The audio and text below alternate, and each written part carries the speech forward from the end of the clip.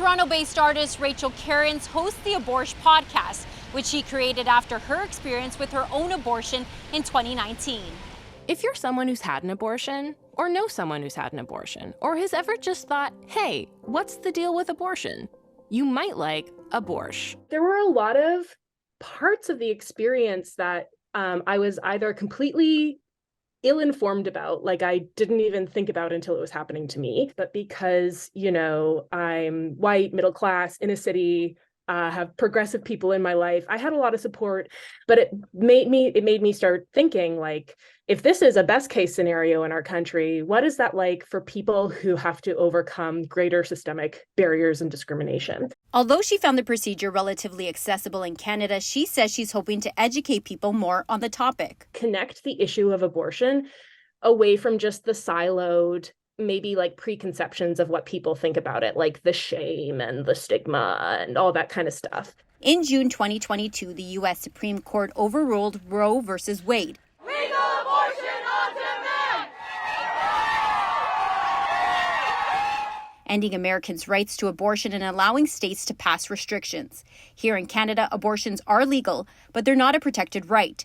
A recent Ipsos poll shows 62% of Canadian women polled are concerned about their reproductive rights.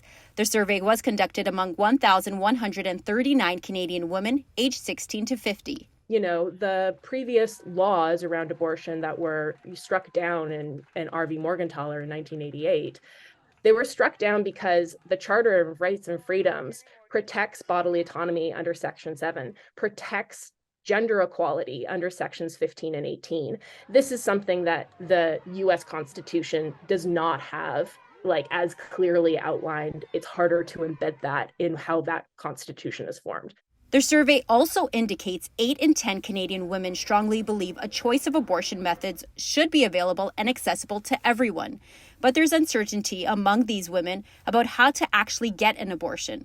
The survey finds 73% of women know they have access to surgical abortion, while 58% believe they have access to medication abortion. When I had an abortion in 2019, I kind of didn't know what to do, I booked an appointment with my doctor and was like, okay, so like, how do I get an abortion? But my doctor didn't help me, did not give me the information that I needed to get the abortion. I think that the reality with abortion for many people is you don't really think about it until it's happened to you or happened to somebody you know.